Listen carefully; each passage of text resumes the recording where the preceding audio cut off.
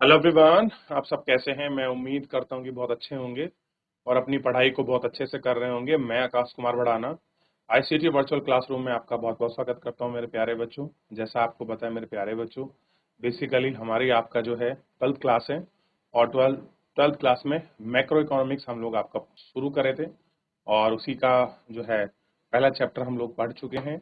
एक लेक्चर हमारा हुआ है, परिचय हम लोग पढ़ रहे हैं। तो कल हमने व्यष्टि अर्थशास्त्र और समष्टि अर्थशास्त्र के बीच का जो अंतर है वो हमने स्पष्ट किया कि आखिर में समष्टि अर्थशास्त्र में क्या है, संपूर्ण अर्थव्यवस्था का अध्ययन है। क्या है? संपूर्ण अर्थव्यवस्था का अध्ययन है। ठीक। और जबकि जो हमारी व्यष्टि है, व्यष्टि में हम लोग किसी व्यक्तिगत स्तर को, किसी कंपनी या फर्म या बाजार के मार्केट को एनालिसिस को, उसके बिहेवियर को हम लोग आपका पढ़ते हैं, उसको महसूस करते हैं। ये हमने देखा। और उसके बाद हमने चीजों की बात की कि किस प्रकार से समस्या शास्त्र का विश्लेषण किया जाता है, कौन सी उनकी विशेषताएं हैं। उन विशेषताओं को बहुत सारे ऐसे प्रिंसिपल है जिनको हम लोग आपका सिंप्लीफिकेशन करके, सिंप्लीफाई करके उनको पढ़ते हैं और उन चीजों पर हम लोग गौर करते हैं और एक एक करके सबको हम लोग आपका देख लेते हैं और अंतर्भेद क्या है, कैसे अंतर स्पष्ट है, इन सब चीज को हम लोग आपका देखते हैं। ठीक।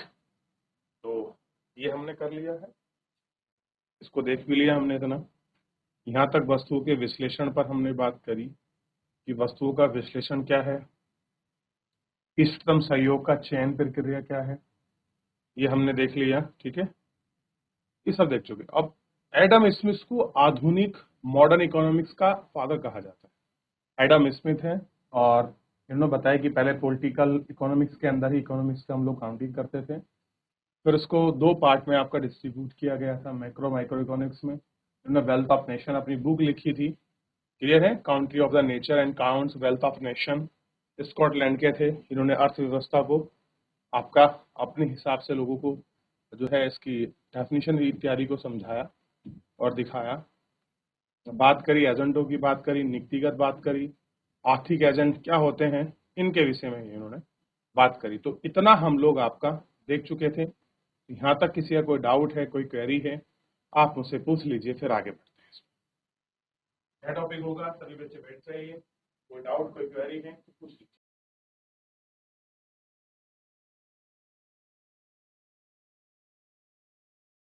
चलिए,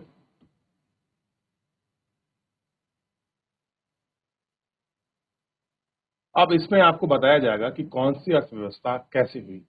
अब बात करेंगे, सबसे पहले यहाँ एक थोड़ा सा हिस्ट्री वाला पार्ट हमको मिलेगा।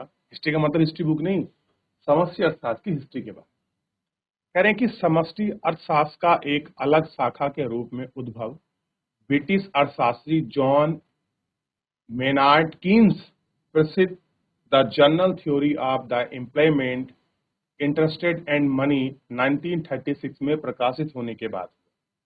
यानी कि अगर आप समष्टि अर्थशास्त्र की को देखोगे, ये आपका 1960 से पहले नहीं थी, 36 से पहले एक पुस्तक आई और उसमें एक आपका जो है उन्होंने एक सिद्धांत को, एक जर्नल को उन्होंने आपका प्रकाशित किया। ब्रिटिश अर्थशास्त्री थे जॉन मेडान कीन्स, इनको जॉन कीन्स के नाम से भी जाना जाता है। कहाँ के थे? ब्रिटिश मूल के थे। उन्होंने एक अपना जो है जनरल थ्योरी करके उन्होंने अपना लेख प्रकाशित किया। उसके बाद उन्होंने इसकी संकल्पना रखी। कीन्स पहले ऐसे अर्थशास्त्री थे जो इस चिंतन पर प्रबल थे कि सारे श्रमिक जो काम करने के इच्छुक हैं उन्हें काम मिलेगा और सारे कारखानों में पूर्ण क्षमता के साथ कार्य कर रहे हैं। इस विचार को, सांप्रदायिकता को क्लींस परंपरा के रूप में जाना जाता है। इसे कासिकी कासिकी परंपरा के रूप में जाना जाता है। ठीक।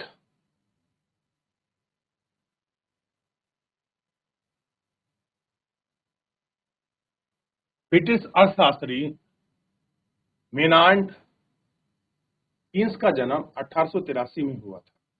ध्यान दीजिए, थोड़ा उनके बारे में पढ़ लेते हैं। कहाँ के हैं? ब्रिटिश अर्थशास्त्री हैं। और कब हुआ है जन्म? 1883।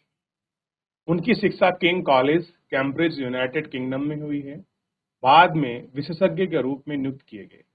प्रथम विश्व युद्ध के वर्षों में तीक्ष्ण द्वैता एवं एक्टिव अंतर्राष्ट्रीय राजनयिक के रूप में जुड़े रहे। अपनी पुस्तक economic queens of the peace के युद्ध में शांति समझौते के भंग होने की भविष्यवाणी करती है।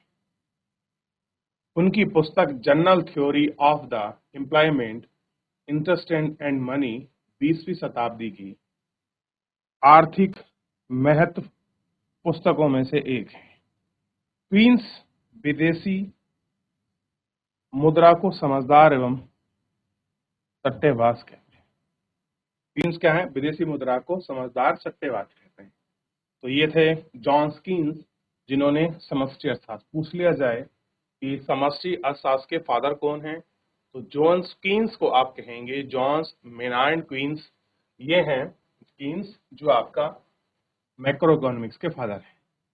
यानी कि पहले सब हम लोग पॉलिटिकल इकोनॉमिक्स के रूप में ही बांटते थे, उन्होंने एक सेपरेट आपका ब्रांच कर दी थी। ठीक, अब देखिए, किंतु 1929 में महामंदी और उसके बाद वर्षों में देखा गया कि यूरोप और उत्तरी अमेरिका के देशों में निर्गत का मतलब आउटपुट और रोजगार के स्तरों में काफी गिरावट है। यानी कि जो आपका प्रोडक्शन हो रहा था, यहाँ निर्गत का मतलब है जो फैक्ट्री द्वारा उत्पादन की गई चीज को हमने आपका निर्गत कहा है। आउटपुट और रोजगार के स्तर में कैसी आई आपकी गिरावट है, इसका प्रभाव दुनिया के अन्य देशों पर भी पड़ा। अगर कहीं पर आपका रोजगार कम मिलेगा और आपका उत्पादन कम होगा, तो इसका प्रभाव बहुत लंबे समय के बाद या कुछ समय के बाद दूसरे देशों पर भी दिखाई देता। जैसे जो लोग उन पर डिपेंडेंसी होगी, वो लोगों को आपका सामान नहीं मिलेगा, मिलेगा तो बहुत ऊंची कीमत पर मिलेगा, काम करने वाले लोग कम होंगे, ठीक है, और लोग जो बेरोजगार हो जाएंगे उनमें पैसे की किल्लत शुरू हो जाएगी, तो बाजार में गिरावट आएगी। तो ये सारे कारण, बाजार की वस्तु की मांग कम थी, कई कारखाने बेकार पड़े थे, श्रमिकों को काम के रूप में निकाल दिया। संयुक्त राज्य अमेरिका में 1929 में और 1933 तक बेरोजगारी दर 3% से बढ़कर 25% थी। ध्यान दीजिए, बेरोजगारी दर 3% से बढ़कर 25% थी।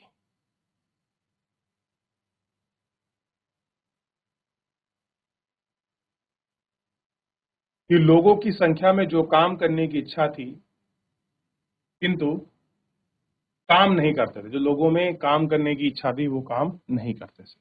यानी कि जो बेरोजगारी 3% थी, वो 3 से कहां पहुंच गई? 25%।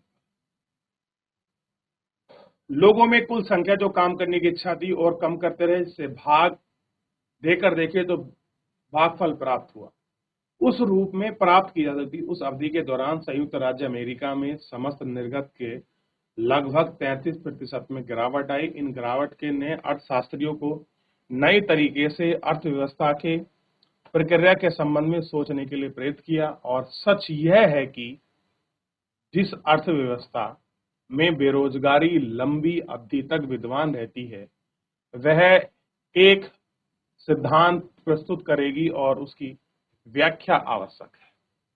यानी कि जिस भी इकोनॉमिक्स में अगर बेरोजगारी कोई बहुत लंबी अवधि का समय चल गई, तो बाद में एक सिद्धांत, एक प्रिंसिपल को प्रस्तुत किया जाएगा। कीन्स की पुस्तक की दिशा में एक प्रयास साबित हुआ। अपने पूर्ववर्ती के विपरीत दृष्टिकोण में अर्थशास्त्री की कार्य प्रणाली तथा विभिन्न क्षेत्रों की परस्पर निर्भरता का परीक्षण करना था।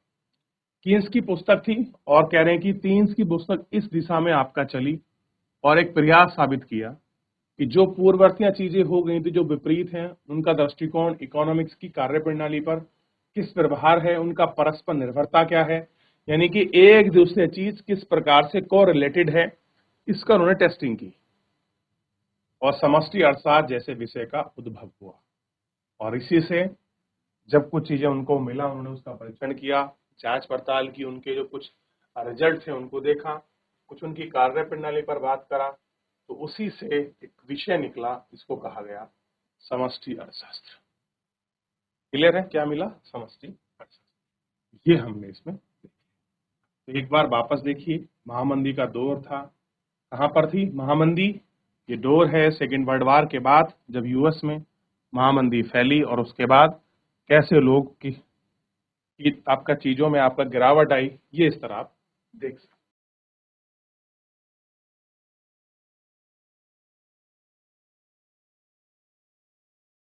देख लिया। चलिए आगे बढ़ जाएं।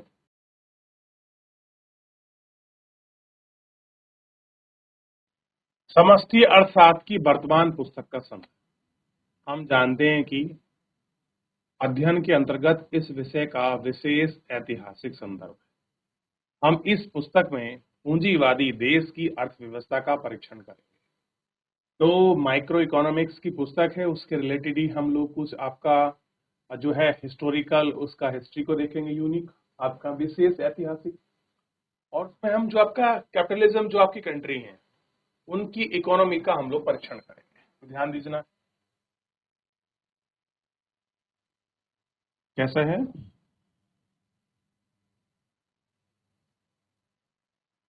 पूंजीवादी देश में उत्पादन क्रियाकलाप मुख्य रूप से पूंजीवादी उद्यमी के द्वारा की जाती है।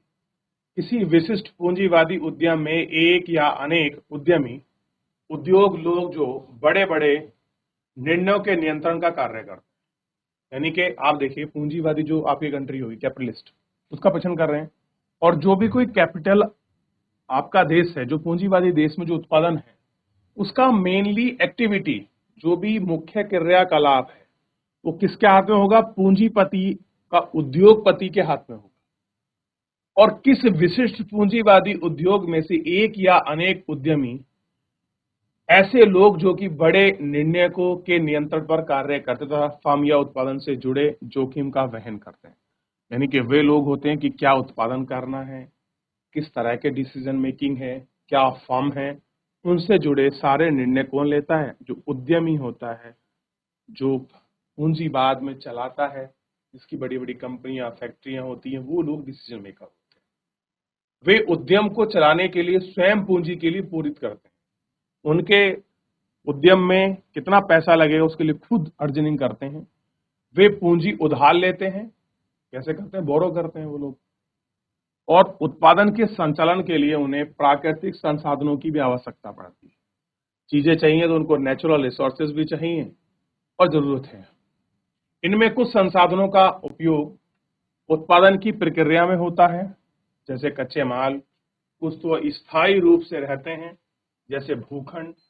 उत्पादन के संचालन के लिए उन्हें मानव श्रम में महत्वपूर्ण अंश की आवश्यकता होती है, जिसे हम श्रम के रूप में सूचित करते हैं। कैसे होते हैं? श्रम के रूप। इन तीन प्रकार के उत्पादन के कारकों जैसे पूंजी, भूमि, श्रम की सहायता से निर्गत का उत्पादन करने के बाद उद्यमी उत्पाद को बाजार में बेचते हैं। इससे प्राप्त मुद्रा को संप्राप्ति कहते हैं। एक शब्द आया है सह संप्राप्ति। देखिए होता क्या है, जैसे आपके पास पूंजी है, भूमि है, श्रम है, इन चीजों का उपयोग करके ये ठीक ये हो गई आगत। इनको कहते हैं इंग्लिश में इनपुट। और निर्गत इसको कहते हैं आउटपुट। क्या कहते हैं? आउटपुट। आप भूमि, पूंजी और श्रम के माध्यम से कुछ चीज बनाते हैं, वो हो गया आपका निर्गत। निर्गत को उद्यमी यानी कि जिनकी फैक्ट्री वो मालिक, उसको उत्पादन को कहाँ बेचेंगे?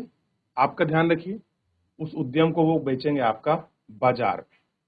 कहाँ बेचेंगे? बाजार। तो बाजार में बेचने के बाद उससे प्राप्त कर कर कुछ उनको क्या प्राप्त हो गया? आपका मुद्रा प्राप्त होगी। इसी संप्राप्ति का कुछ अंश भूमि को ही उसके उपयोग के लिए शेष रूप में प्रदान किया जाता है। इस प्रकार कुछ अंश पूंजी के ब्याज के रूप में, कुछ श्रम की मजदूरी के रूप में गया। कुछ जो अंश है उसको हम बैक ब्याज के रूप में रख लेंगे, कुछ अधिशेष हम लोग प्राप्त करेंगे। अधिशेष मतलब क्या होता है? कितना उसमें कॉस्ट आई, उस कॉस्ट को हम लोग अपना प्रॉफिट में से माइनस कर लेंगे तो हमको एक्चुअल पैसा बचेगा। अधिशेष, शेष जो पैसा बच गया। इस प्रकार कुछ को हम ब्याज में, कुछ को श्रम की मजदूरी के रूप में प्रदान करते हैं। शेष संप्राप्ति को उद्यमी की आय है। सब कुछ लेबर लाबर काट कर जो उसको पैसा बचा है वही क्या है, उद्यमी की आय है। क्या है, जो उद्यमी है उसकी आय बची। क्या है, उद्यमी की आय। इस लाभ का उपयोग उत्पादन नई मशीन के उत्पादन खरीदने के लिए करते हैं ताकि उत्पादन का विस्तार हो। उत्पादन की क्षमता वृद्धि करने के लिए जो व्यय करते हैं उसे ही निवेश कहा जाता है। अब देखिए, लाभ का उपयोग करने के लिए उत्पादक नई मशीन खरीदते हैं और नए कारखाने लगाने के लिए ताकि उत्पादन का विस्तार हो सके। उत्पादन क्षमता में वृद्धि लाने के लिए जो व्यय करते हैं, आपने कोई फैक्ट्री खोली, आपको लगता है इस फैक्ट्री में ये मशीन की आवश्यकता है, कार्य कुशल बढ़ जाएगा, आपने वो मशीन आपने खरीद ली। जो मशीन आपने खरीदी है उसी मशीन को हम खरीदने पर आपका निवेश जो करते हैं, उसमें जो पैसा खर्च करते हैं उसे खरीदने के लिए, उसे ही हम क्या कहते हैं, निवेश व्यय कहा जाता है। निवेश व्यय कहा जाता है।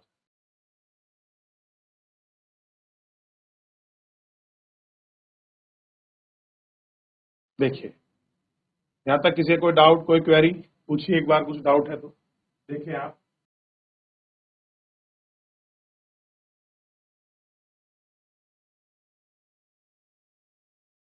चलिए अब देखिए, समझ आ गया इतना, निवेश क्या होता है, आउटपुट क्या है, इनपुट क्या है, किस तरीके की चीजें होती हैं, देख लिया। संक्षेप में पूंजीवादी अर्थव्यवस्था की परिभाषा इस प्रकार से दी गई है, वह अर्थव्यवस्था जिसमें अधिकांश आर्थिक क्रियाकलाप निम्नलिखित अभिलक्षण हो। अब कह रहे हैं कि आप किसे कहेंगे कि कोई आपकी पूंजीवादी अर्थव्यवस्था है, वह अर्थव्यवस्था जिसमें अधिकांश आपके क्रियाकलाप निम्नलिखित लक्षण हो। पहला लक्षण क्या कहा है उसने, उत्पादन के संसाधनों पर निजी स्वामित्व हो। कह रहे जो भी कुछ प्रोडक्शन हो रहा है उस पर किसी व्यक्ति विशेष या निजी का होना चाहिए। कैसा हो, निजी स्वामित्व। बाजार में निर्गत को बेचने के लिए ही उत्पादन किया जाता है। ऐसा है, निर्गत को, आउटपुट को बेचने के लिए उत्पादन करते हैं, सही बात है। श्रमिकों को सेवा का क्रय विक्रय का निश्चित कीमत होती है, वो ये चीज खरीदते बेचते हैं उसका पैसा मिलता है, जिसे मजदूरी दर कहा जाता है। श्रम का चयन क्रय विक्रय जिस दर पर किया जाता है उसे श्रमिक की मजदूरी दर कहते हैं। क्या कहते हैं, श्रम की मजदूरी दर कहते हैं। तो श्रमिक क्या है, श्रम की मजदूरी दर क्या है, स्पष्ट होगा। यानी कि पूंजीवादी परिभाषा में सबसे पहली बात, जो भी उत्पादन हो वो किसी निजी हाथ में हो, निजी के हाथ में होना चाहिए। जैसे मैं हूं, कोई मैं उत्पादन करता हूं, वो मेरा निजी स्वामित्व है। बाजार में जो मैं चीज को आपका बनाऊंगा उसको मैं मार्केट में बेचूंगा, उत्पादन करूंगा।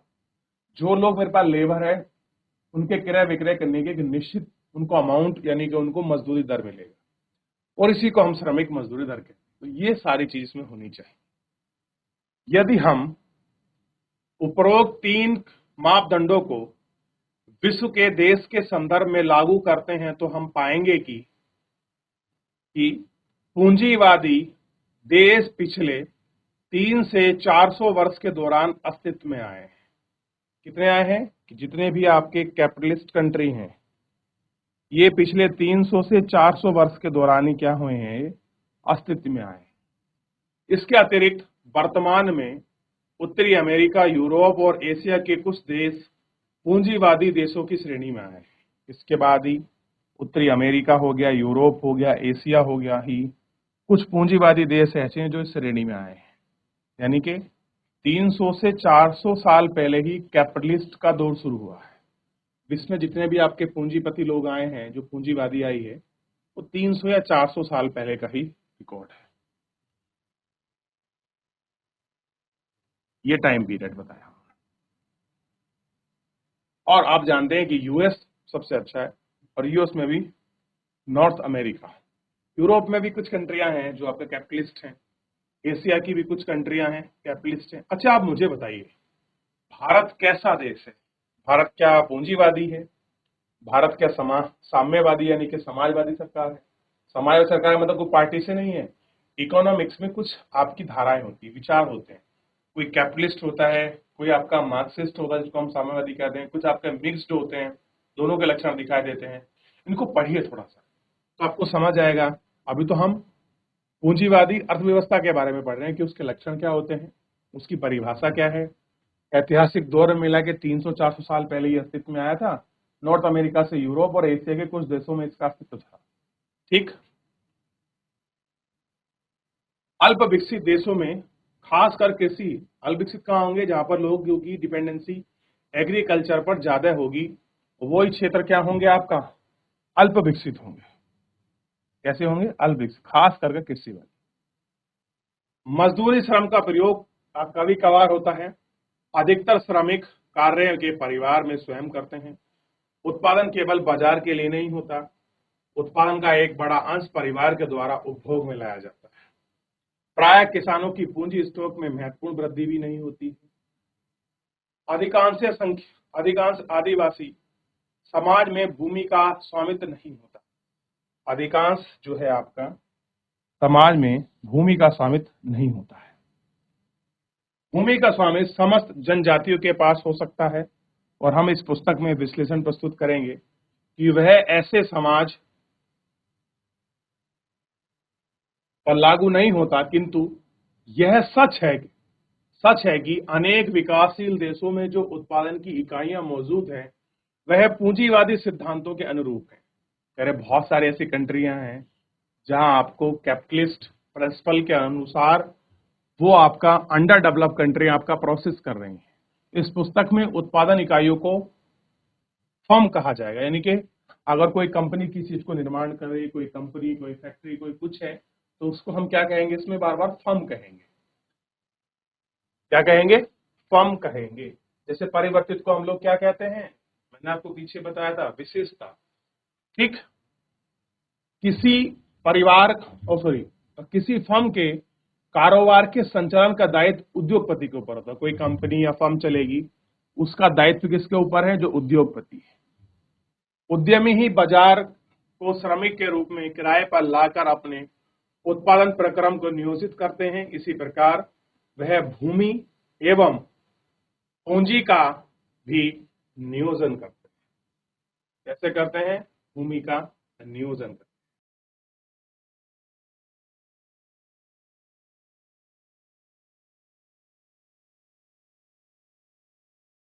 उद्यमी ही बाजार से श्रमिकों को किराए पर लाए गए उत्पादन को प्रनियोजित करते हैं। इस प्रकार भूमि एवं पूंजी का नियोजन करता है। आगतों के नियोजन में उपरोक्त उद्यमी उत्पादन प्रक्रिया का संचालन करते हैं। उनका उद्देश्य वस्तु और सेवा के उत्पादन कर निर्गत कहा जाता है। बाजार को उनको बेचना, उसे लाभ प्राप्त करना, इस प्रक्रिया में जोखिम और अनिश्चित का सामना करना है। उदाहरण के लिए, वह जिन वस्तुओं का उत्पादन करते हैं वह ऊंची कीमत पर नहीं बिकती, बल्कि उसे उद्यमी का लाभ की कमी होती है। ध्यान देने की बात यह है कि पूंजीवादी देशों में उत्पादन के कारक अपनी पूंजियों का सर्जन, उत्पादन की प्रक्रिया, उसे प्राप्त निर्गत बाजार में बेचकर करते हैं। कैसे करते हैं उन सबको, बाजार में जो है बेचकर आपका करते हैं।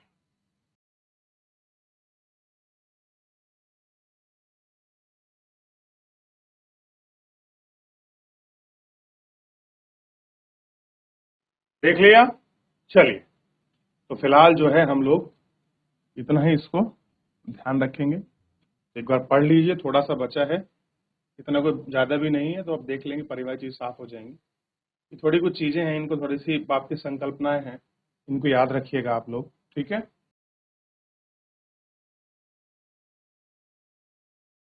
चलिए देख लिया। थोड़ा सा एक बार आप पीछे नजर दौड़ा लीजिए, इनको देख लीजिए। कोई डाउट, कोई क्वेरी बनता है, आप मुझसे पूछ सकते हैं।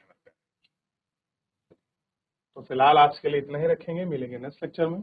तब तक अपना ध्यान रखिए, स्वस्थ रहिए और अपनी पढ़ाई को बहुत अच्छे से करते रहिए। मुझसे जुड़ने के लिए आपका बहुत बहुत